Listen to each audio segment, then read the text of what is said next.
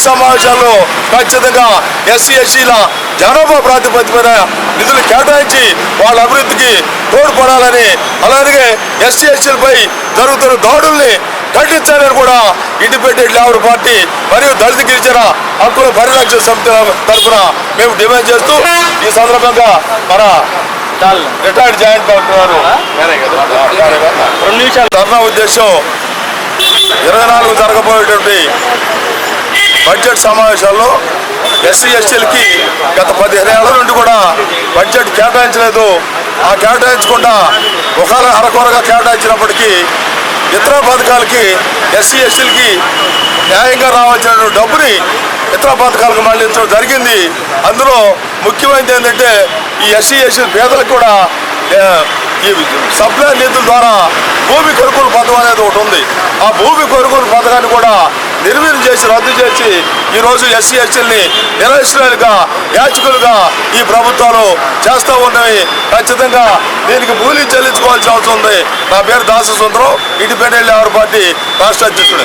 అందులో భాగంగా ఏంటంటే మేము ఇది కానీ చేయకపోతే జిల్లా వ్యాప్తంగా కూడా దళిత గిరిజనుల్ని సమీకరించి పోరాటానికి కూడా సిద్ధపడతామని కూడా ఈ సందర్భంగా చెబుతున్నాను, తెలియజేస్తా ఉన్నాను.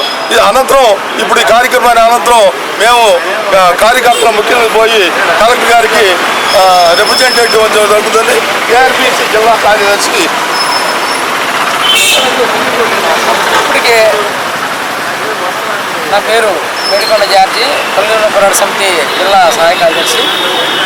ఈరోజు ఈ ధర్నా ముఖ్య ఉద్దేశం ఏంటంటే రాబోయే 24 తారీఖు నుంచి రాష్ట్ర బడ్జెట్ ప్రవేశపెట్టబోతున్నారు. దానిలో ముఖ్యంగా ఎస్సీ ఎస్టీ ఉపప్రణాళిక నిధుల్ని కేటాయించాలి, కేటాయించిన నిధుల్ని సక్రమంగా వినియోగించాలి. ఎవరికైతే ఉద్దేశించారో ఆ పథకాలకు సద్వినియోగం చేయాలి, ఇతర పథకాలకు మళ్లించకుండా ఈ పథకాలని సద్వినియోగం చేయాలని కోరుకుంటున్నాము. ముఖ్యంగా సప్లై నిధులను ఈసారి బడ్జెట్ పెంచి ఎస్సీ కార్పొరేషన్ బలోపేతం చేయడం ద్వారా ఎస్సీలకు తగినన్ని రుణాలు పొందే విధంగా ఏర్పాటు చేయాలని కోరుకుంటున్నాను. నేను సామాజిక న్యాయం పనిచేస్తాను.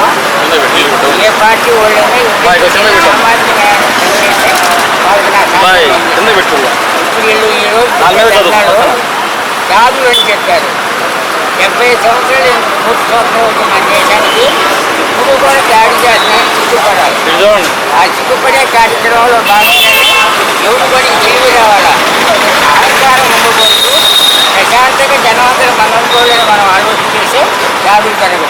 తర్వాత బడ్జెట్ చాలా పెద్దది, దాని గురించి చెప్పాలని చాలా టైం పడుతుంది. నేను ఇచ్చే నాకు 2 నిమిషాలు ఒక నిమిషం చెబుతాను. బడ్జెట్ అంటే లెక్కని సరి చేసుకోవాలి. ఆ లెక్క సరి చేసే వాళ్ళకే సరిలేదు. ఇప్పుడు ఏమి లెక్క సరి చేస్తారని నాకు తెలియదు. ఇప్పుడు మొన్న సెంట్రల్ గవర్నమెంట్కి వచ్చిన బడ్జెట్ నాకైతే సరిపోలా. వీళ్ళు ఏం పెడతారని నాకు తెలియదు. ఇది ముందు